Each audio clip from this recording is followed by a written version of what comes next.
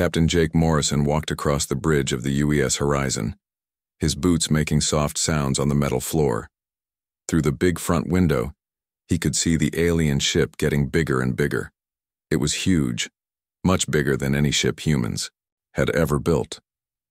The metal was dark silver and covered with strange patterns that seemed to move when he looked at them. 3 months ago, everything changed for Earth. Radio signals came from deep space, signals that were clearly made by someone smart. Not just noise from stars or planets, but real messages. The signals came from beings who called themselves the Zethran Collective. They spoke English, which surprised everyone. Later, humans learned that the Zethrans had been listening to Earth's radio and TV signals for years, learning the language. The first messages were simple. The Zethrans said they wanted peace. They said they had met many other races among the stars, and they always tried to make friends instead of enemies. They invited Earth to send people to talk about working together. The leaders of Earth talked for weeks about what to do. Some people were scared. Others were excited. In the end, they decided to send ambassadors to meet these aliens. Ambassador. Lisa Carter stood near the captain looking out at the alien ship. She was 45 years old and had spent most of her life helping countries on Earth solve problems without fighting. She had worked in Africa, Asia, and South America, always trying to find ways for different people to get along. When Earth needed someone to talk to aliens, many people said she was the best choice. Carter wore a dark blue uniform with small Earth flags on the shoulders. In her hands, she held a thick folder full of papers.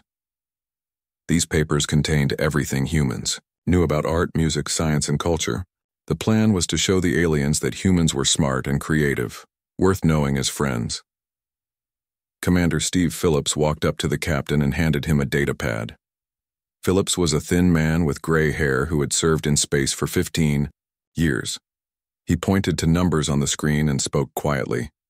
The alien space station was in the middle of nowhere, far from both Earth and the Zethran homeworlds.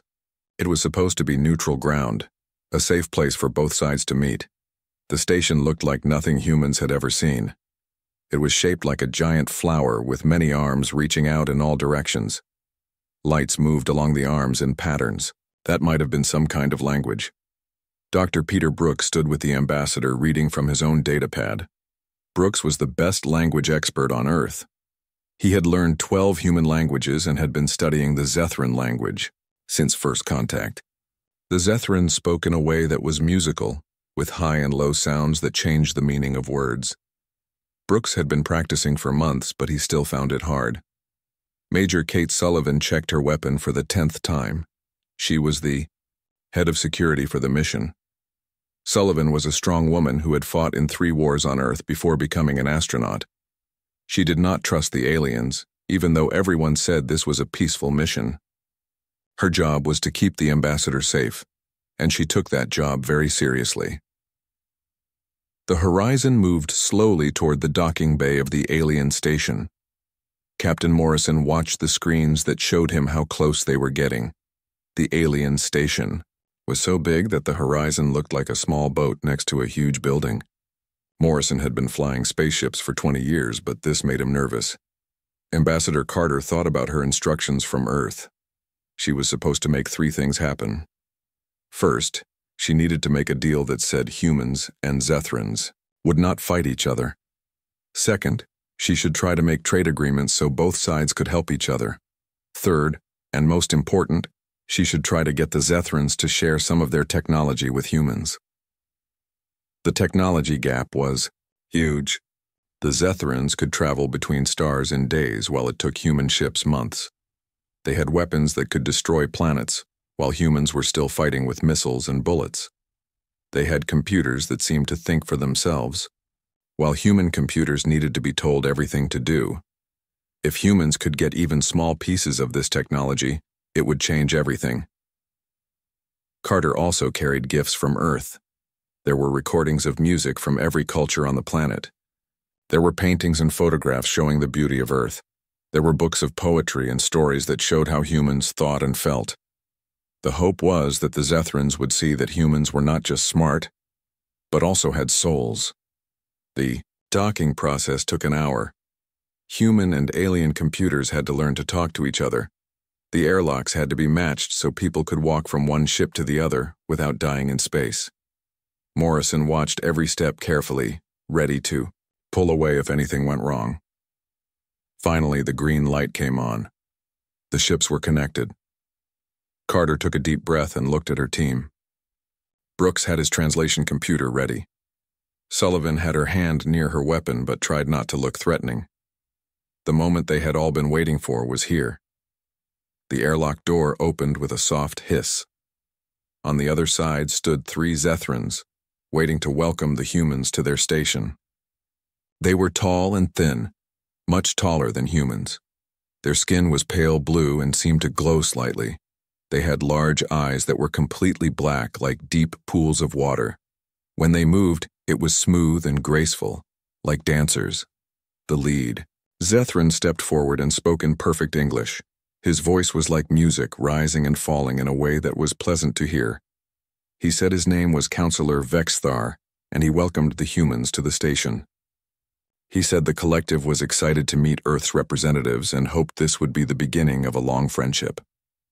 Carter stepped forward and introduced herself and her team. She felt a mix of fear and excitement. This was the most important moment in human history. What happened in the next few days could decide if humans would join a community of star-traveling races or if Earth would remain alone in the darkness of space. As they walked through the station's halls, Carter noticed how clean and bright everything was. The walls seemed to be made of the same glowing material as the Zethran's skin. There were no sharp corners anywhere. Everything curved and flowed like it had grown instead of being built. It was beautiful, but also strange and alien. The talks were about to begin. The first day of talks went well. Ambassador Carter sat at a round table made of smooth white stone that seemed to glow from inside. Counselor Vexithar and 5 other Zethrans sat across from her. The room was big and quiet, with walls that showed moving pictures of space and distant worlds. Dr. Brooks worked hard to translate everything correctly. Sometimes the Zethrans used words that had no match in any human language. They talked about concepts that humans had never thought about. Brooks wrote down everything, trying to make sense of ideas that seemed impossible. The Zethrans said they controlled over 200 worlds. They had been traveling among the stars for thousands of years. They had met dozens of different alien races and helped them all become part of the collective. Each race brought something special to the group. Some were good at building things, others were good at growing food, some were good at art or music or solving problems. Carter asked what humans could bring to the collective. Vexthar smiled, showing teeth that were perfectly white and sharp. He said humans were creative in ways that surprised them. He said humans could adapt to new situations faster than most races. He said humans had something called imagination that was very rare among the stars. The talks continued for 3 days. Carter learned about Zethran technology and how they traveled between stars. She learned about their government and how they made decisions. She learned about their history and the wars they had fought long ago. Everything seemed reasonable. The Zethrans seemed to want peace and cooperation, but Carter began to notice small things that bothered her. When she asked specific questions about trade agreements, the Zethrans would change the subject. When she asked about what happened to races that chose not to join the collective, they gave vague answers. When she asked to see examples of technology they might share, they said it was too early for such discussions. Major Sullivan noticed other things. She saw that there were many more Zethran ships around the station than they had been told about. She saw weapons that were much bigger than needed for a peaceful meeting. She saw Zethran soldiers who watched the humans all the time, even during meals and rest periods. On the 4th day, Carter decided to explore the station during a break in the talks. She told Vexthar that she wanted to see more of Zethran culture and art. He agreed and gave her permission to walk around certain parts of the station. He assigned 2 Zethran guides to show her around. The guides took her to gardens where strange plants grew in patterns that looked like writing. They showed her workshops where Zethrans made tools and art with their hands. They showed her living areas where Zethran families raised their children. Everything looked peaceful and normal, but Carter noticed that the guides always steered her away from certain hallways. When she asked about doors that were marked with symbols she did not understand, the guide said those areas were private or dangerous. When she tried to walk toward those areas, the guides would quickly suggest looking at something else. Dr. Brooks was with her during these tours. He had been studying the Zethran writing system and was starting to read some of the simpler signs. He noticed that many of the forbidden doors had the same symbol on them. When he asked what the symbol meant, the guide said it was just a marking for storage areas. On the 5th day, Carter made an excuse to leave the talks early. She said she was not feeling well and needed to rest. Instead of going to her room, she and Brooks went exploring. Major Sullivan stayed behind to watch the talks and make sure the Zethrans did not suspect anything. Carter and Brooks found a way to reach one of the forbidden areas. The hallway was darker than the rest of the station, and the air felt colder. There were no decorations on the walls, just smooth metal and those strange symbols that Brooks was learning to read. They found a door that was not locked. Carter pushed it open and stepped inside. What she saw made her blood turn cold. The room was full of glass cases like a museum. But instead of art or historical objects, the cases contained pieces of different alien races. There were bones and organs floating in clear liquid. There were tools and weapons from civilizations she had never heard of. There were pieces of clothing and jewelry, but they were cut and torn, as if they had been removed from dead bodies. Brooks read the labels on the cases. His hands shook as he translated the words. Each case showed the name of a different alien race along with notes about their biology, their culture, and their weaknesses. The notes were written like a scientist studying insects or animals, not like someone who respected other thinking beings. Carter walked deeper into the room and found more cases. Some contained what looked like art and books from dead civilizations. Others contained weapons and technology that had been taken apart to see how they worked. At the end of the room was a large display case that was empty, except for a sign. Brooks translated the sign with growing horror. It said, "Reserved for human specimens." Carter felt sick. She understood now that the Zethrans had never intended to make humans their partners. They had been studying humans during these talks, learning about human weaknesses and strengths. They were planning to add humans to their collection, just like all the other races whose remains filled this terrible room. She heard footsteps in the hallway outside. Someone was coming. Carter quickly took pictures of everything she could with a small camera hidden in her clothes. Brooks memorized as many of the labels as he could. They had to get this information back to Earth somehow. The footsteps stopped, outside the door. Carter and Brooks hid behind one of the large display cases and waited. The door opened and Vexthar walked in, followed by 2 other Zethrans. He did not seem surprised to find the door open. He did not seem to be looking for intruders. He walked to the empty case reserved for humans and smiled. "Soon," he said in the Zethran language. Brooks understood enough to know what the word meant. Vexthar was not talking to the other Zethrans. He was talking to the empty case, as if he was promising the dead humans who would soon fill it.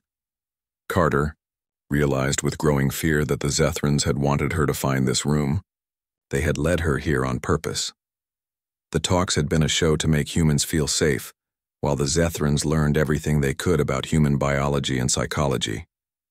Now that they had learned enough, they did not need to pretend anymore. Vexthar turned toward their hiding place and spoke in perfect English. "Ambassador Carter, Dr. Brooks, please come out. We have much to discuss about your species' future contributions to our collection." Carter stepped out from behind the display case with her hands raised. Dr. Brooks followed her, his face white with fear. Vexthar stood near the empty case marked for humans, no longer pretending to be friendly. His black eyes looked at them like they were bugs under a microscope. "You wanted us to find this place," Carter said. It was not a question. Vexthar nodded. "Of course, every species we study must understand their situation before we begin the collection process. It helps us gather better data on how different races react to hopeless circumstances." 2 Zethran guards moved to block the door. They carried weapons that looked like long metal rods with glowing tips. Carter had seen these weapons before during the station tours, but the guides had said they were just tools for moving heavy objects. How many other races have you done this to? Brooks asked. His voice shook as he spoke. All of them, Vexthar answered simply. We have been perfecting this process for over 3,000 years. We invite promising species to negotiate. We study them during the talks. We learn their strengths and weaknesses. Then we collect specimens and add their worlds to the collective. Carter felt anger rising in her chest. The other races in the collective, they are not partners. They are slaves. They are resources, Vexthar corrected. Some races are good at building ships. Others are good at growing food or making weapons. We use each race for what they do best. It is very efficient. And humans? What will you use us for? Vexthar smiled again, showing those sharp white teeth. Humans will be our problem solvers. Your species has a gift for finding new ways to do things. You adapt faster than any race we have studied. You will help us conquer races that have been too difficult to defeat.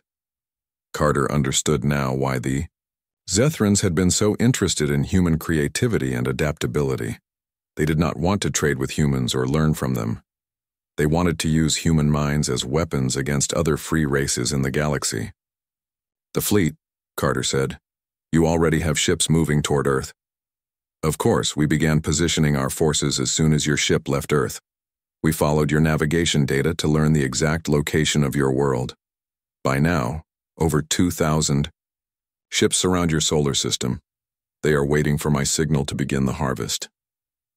Dr. Brooks asked what harvest meant. Vexthar explained in the same calm voice he had used during the peace talks. The Zethrans would attack Earth's military forces first. Then they would land soldiers on the planet and capture millions of humans. Most would be used as workers on Zethran worlds. The smartest would be kept for special projects. A few thousand would be preserved in places like this room for future study. Carter felt sick, but she forced herself to think clearly. She was a diplomat. Her job was to find solutions to impossible problems. Even now, there had to be something she could do. Major Sullivan, she said. Does she know we are missing? Major Sullivan is no longer a concern, Vexthar said.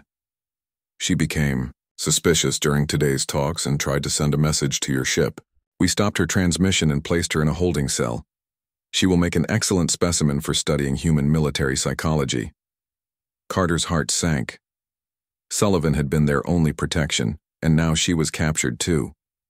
The three humans were trapped on an alien station, surrounded by a hostile fleet with no way to warn Earth of the coming attack.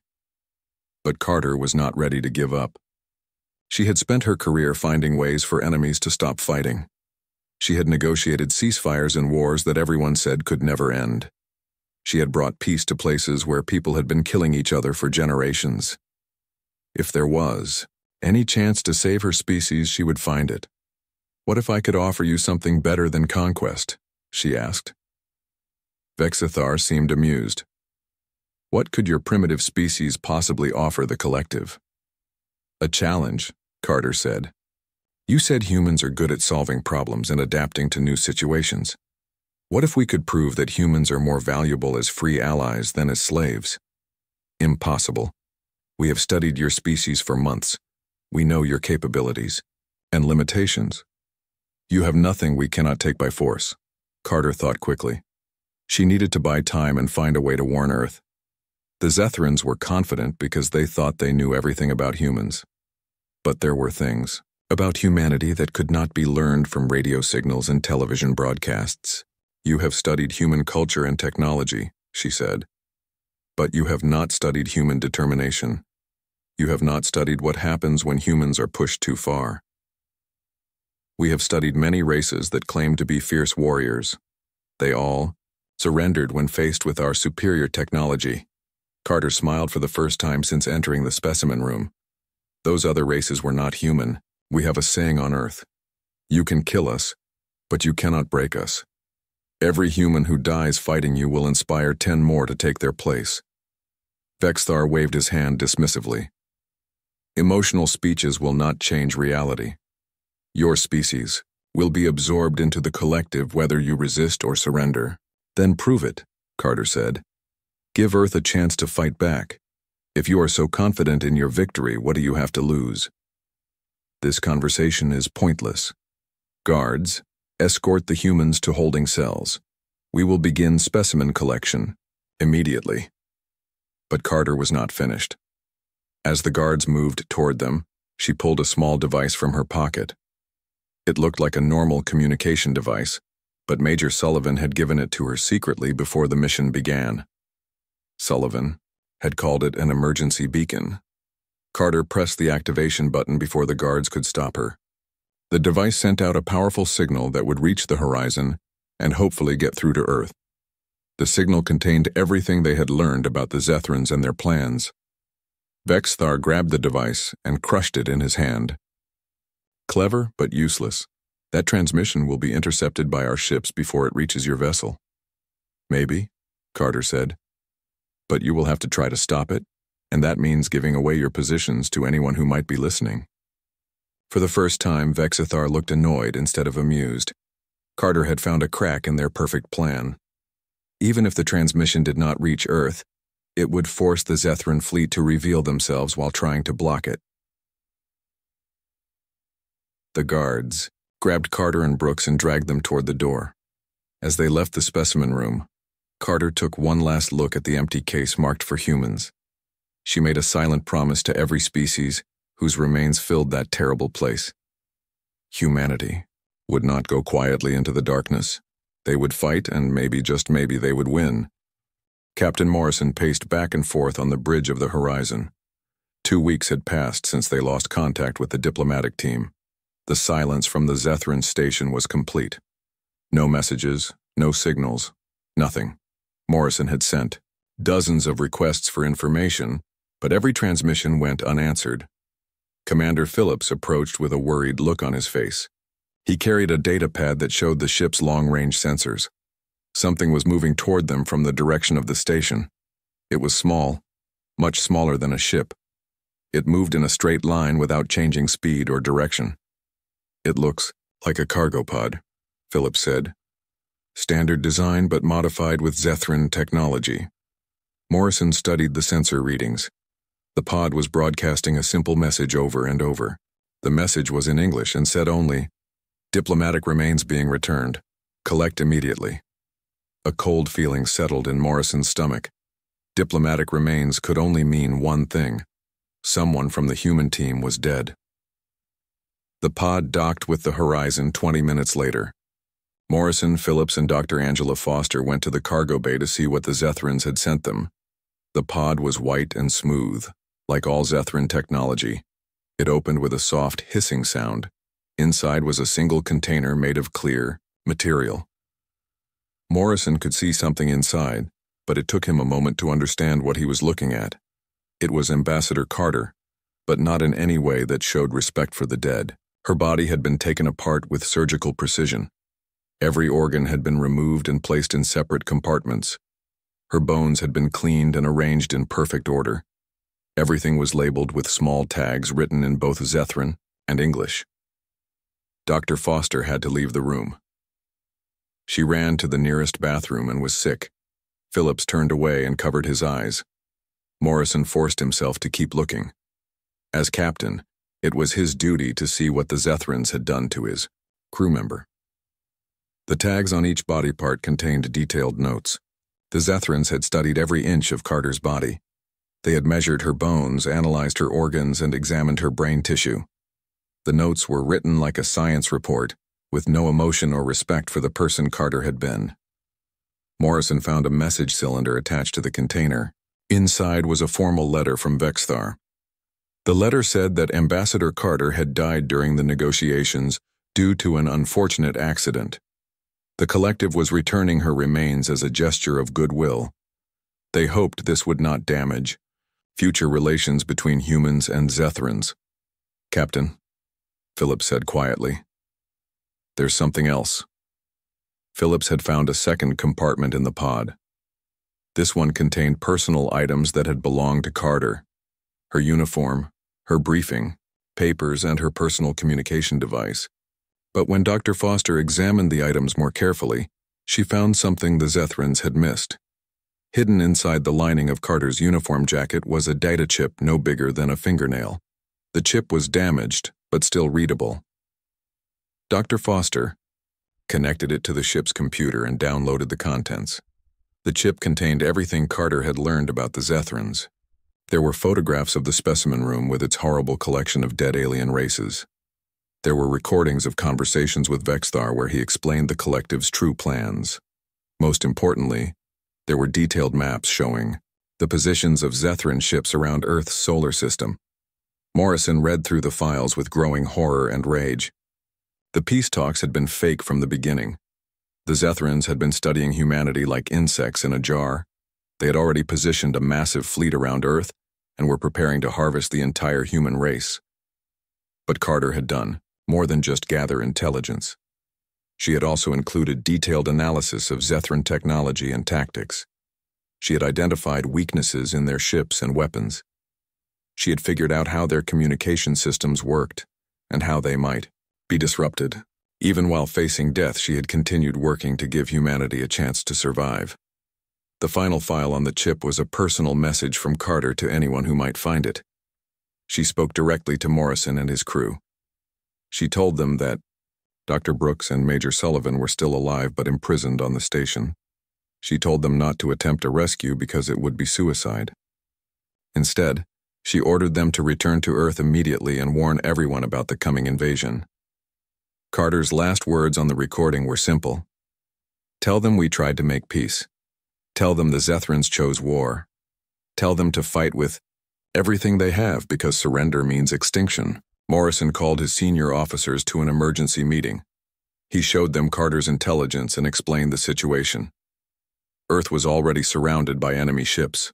The invasion could begin at any moment. The horizon was humanity's only hope of getting this information home in time. The crew voted unanimously to abandon the rescue mission and race back to Earth. It was the hardest decision Morrison had ever made. Leaving Brooks and Sullivan in enemy hands felt like betrayal. But Carter was right. Saving 2 people would not matter if the entire human race died because Earth had no warning. Morrison ordered the ship to maximum speed toward Earth. At the same time, he began transmitting Carter's intelligence on all frequencies. If the horizon was destroyed before reaching home, at least the warning might get through.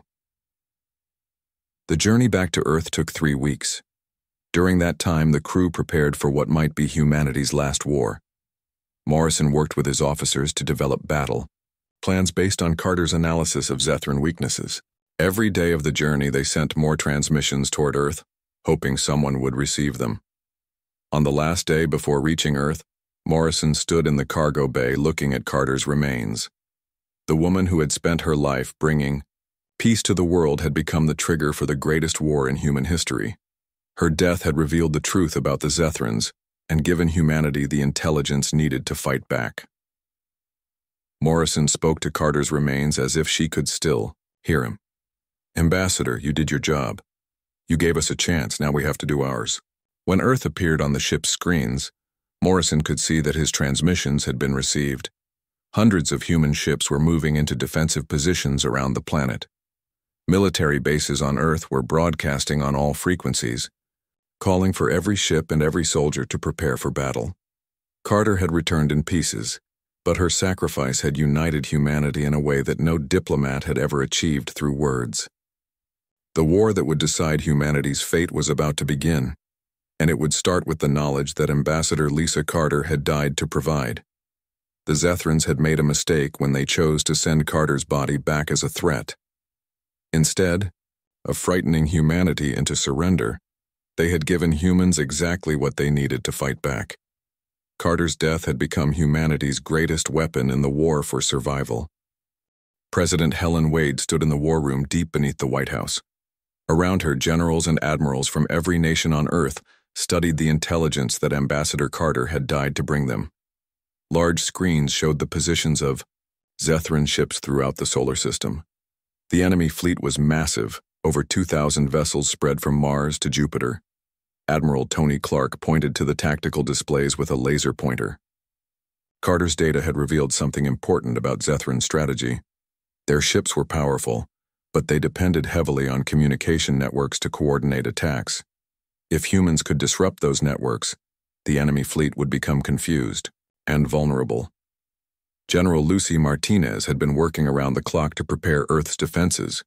Every military base on the planet was now fully active. Weapons factories were producing ammunition 24 hours a day. Civilian ships had been converted into military vessels. Even commercial space stations had been armed with whatever weapons could be found. Dr. Richard Hayes entered the war room carrying a thick folder. Hayes ran Earth's most secret weapons laboratory. For the past 3 weeks, his team had been studying Carter's technical data about Zethran technology. They had discovered something that could change the war. "We found their weakness," Hayes announced to the room. "The Zethrans use quantum communication networks to control their ships. All their vessels are connected to a central command system. If we can overload that system with electromagnetic pulses, their entire fleet will lose coordination." Admiral C. Clark asked how they could generate enough electromagnetic energy to affect ships scattered across the solar system. Hayes smiled and opened his folder. Inside were blueprints for a new type of weapon that used Earth's own magnetic field as a giant antenna. The plan was simple, but dangerous. Human ships would need to get close enough to Zethran vessels to plant electromagnetic pulse devices. Devices would activate simultaneously, creating a wave of energy that would travel through the quantum network and shut down every connected ship. President Wade approved the plan immediately. There was no time for testing or second thoughts. Zethran ships were already moving closer to Earth. The attack could begin at any hour. Captain Morrison volunteered to lead the first strike mission. The Horizon had been refitted with the new electromagnetic weapons and additional armor plating. Morrison's crew knew the risks. Many of them would probably not survive the mission. But they also knew that Carter's sacrifice would be meaningless if they did not act. The battle began at dawn on a Tuesday morning. Zethran ships appeared over every major city on Earth simultaneously. They were beautiful and terrible, their silver, hulls reflecting sunlight like mirrors. For a moment, people on the ground stopped and stared at the alien vessels hovering above their homes. Then the shooting started. Zethran weapons fired beams of pure energy that could cut through buildings. Like paper, human weapons fired back with missiles and lasers that seemed small and weak by comparison. The first phase of the battle looked hopeless for humanity. But Admiral Clark had learned from Carter's intelligence. He did not try to match the Zethrans in direct combat. Instead, he ordered human ships to scatter and attack in small groups. The goal was not to destroy enemy vessels, but to get close enough to plant the electromagnetic devices. Captain Morrison led his strike team toward the largest Zethran ship, a massive command vessel that coordinated the entire invasion fleet. The Horizon dodged energy beams and missile attacks as it raced through space. 3 other human ships were destroyed before Morrison reached his target. Morrison's crew worked frantically to attach their electromagnetic device to the hull of the enemy command ship. Zethran fighters swarmed around them, firing constantly. The Horizon's shields failed and hull plating began to melt under enemy fire. "Device attached," Commander Phillips reported. 30 seconds to activation. Morrison looked at the tactical display. All across the solar system, other human teams were attaching their own devices to Zethran ships. Some teams had succeeded. Others had been destroyed before completing their missions. Everything depended on whether enough devices had been planted. "All teams report ready," came the message from Earth. "Activating electromagnetic pulse in 10 seconds. Morrison gripped his command chair as Zethran weapons continued to pound his ship. The Horizon was falling apart around him, but they had done their job. Carter's intelligence had given them this one chance to turn the tide of battle. The electromagnetic pulse activated across the solar system simultaneously. For a moment, nothing seemed to happen. Then, one by one, Zethran ships began to go dark. Their weapons stopped firing, their engines shut down, but their formation broke apart as each vessel lost contact with the command network. The effect spread through the Zethran fleet like a virus. Ships that had seemed invincible seconds before now drifted helplessly in space. Without their coordination, network, the aliens could not organize attacks or defend themselves effectively. Human forces pressed their advantage immediately. Ships that had been running for their lives turned around and began attacking disabled Zethran vessels. Ground-based weapons that had been hiding fired at ships caught in orbit above Earth. The battle raged for 6 more hours, but the outcome was no longer in doubt. Humanity had turned the Zethrans' greatest strength into their greatest weakness.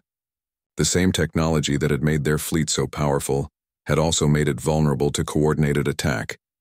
When the fighting ended, over half the Zethran fleet had been destroyed or captured. The surviving ships retreated toward the edge of the solar system. Some tried to send messages to their homeworlds, but human jammers blocked most transmissions. President Wade addressed the world from the same war room where the battle had been planned. She spoke about the courage of every human who had fought to defend their home. She spoke about the price of freedom and the cost of survival. But mostly she spoke about Ambassador Lisa Carter. Carter went to the aliens seeking peace, Wade said. Instead, she found a threat that could have destroyed our entire species. Her courage in the face of that threat, her determination to warn us even at the cost of her own life, gave humanity the chance to survive. Wade announced that Earth's most advanced warship would be named the UES Carter in honor of the ambassador. The ship would carry Carter's message to other worlds that might face the same threat from the Zethran Collective. Captain Morrison stood on the bridge of the rebuilt horizon, looking out at the wreckage of alien ships floating in Earth's orbit. In the cargo bay below, Ambassador Carter's remains had been prepared for burial with full military honors. She had returned home in pieces, but her sacrifice had kept humanity whole. The war was not over. The Zethrans would return with new strategies and better preparations. But humanity was no longer the helpless species that had sent diplomats to negotiate with monsters. They had learned that some enemies could not be reasoned with, only defeated. Carter had taught them that lesson with her life. Now humanity would teach it to the galaxy with their victory.